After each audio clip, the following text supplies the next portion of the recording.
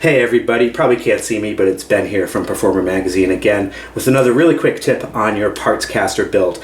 We got this great neck from the folks at Warmoth. It's one of their Warhead designs, kind of a new take on a classic look, a little more angular, a little more aggressive. Now we've applied our water slide decal, but that's not what I want to show you.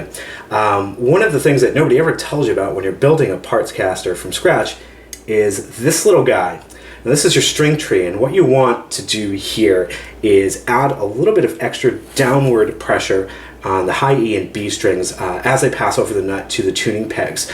That's if you have standard size tuners here. If you have stagger tuners that go down in a sloping fashion height-wise, you don't really need to worry about this, but if you have straight ahead standard height tuners all the way across, what a string tree will do is give you a little bit of extra downward pull over the nut. And what that's going to help you do is avoid any strings popping loose. It's also going to give you the right amount of downward angle over the nut. That break angle will help you stay in tune better, because what you don't want to happen is things moving here. This is the point where most tuning problems occur.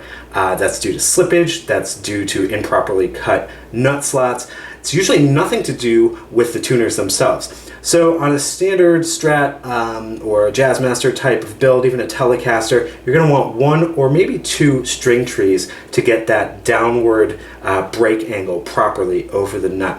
Now you'll do the same thing that you do with all of your pilot holes. Take a little Sharpie, mark off the exact point, usually between the 4th and 5th tuners for the high E and B string, and of course right in between where the high E and B will pass over.